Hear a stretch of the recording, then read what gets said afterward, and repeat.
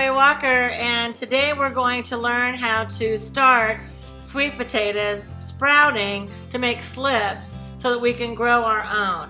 I have never tried this before. I have been learning from y'all, and we're going to see how to grow them. I know we've been working really hard to get it down to do white potatoes, and I'm really excited about my new batch that I'm going to be growing up, pulling up. But sweet potatoes, from what I understand, is a totally different way of not only sprouting them, making slips, and then you put them in the buckets and you wait and they vine out. They're not the same exact as the white potatoes, but I'll tell you what, you can learn to do your own potatoes, sweet potatoes, things like this yourself. It's a great way to prep in case you ever need to replenish your supplies. Well, another item which we're going to sprout or root is a sweet potato. Now we're just going to take a sweet potato and put it in there and see what happens. In where? In this glass right here. I'm trying to get half the potato in the water and half out. Okay.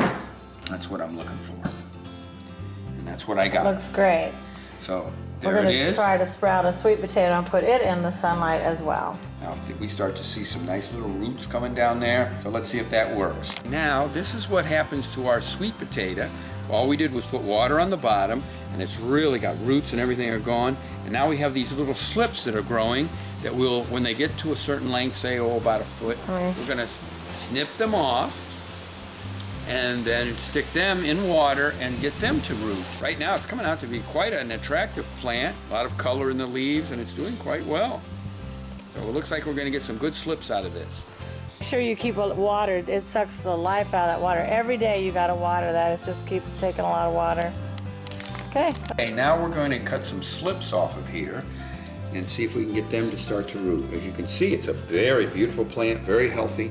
It's getting all its nutrition from the sweet potato. You need to take that out, lift it up to get your slips. I don't know. I don't think so. I think right now this is perfect. I got a real big fat slip here I'm going to cut first. I'm going to get it down as low as I can. There we got it. Nice big slip. We're going to stick that in there. Do you think we should do another glass for another slip, or will that be okay to put I another think this will slip be in okay there? for the first ones because they are very close here to the leaves and they seem to be very happy. Okay. And there we go. Another nice big slip. And there we've got two slips. Sweet potato slips.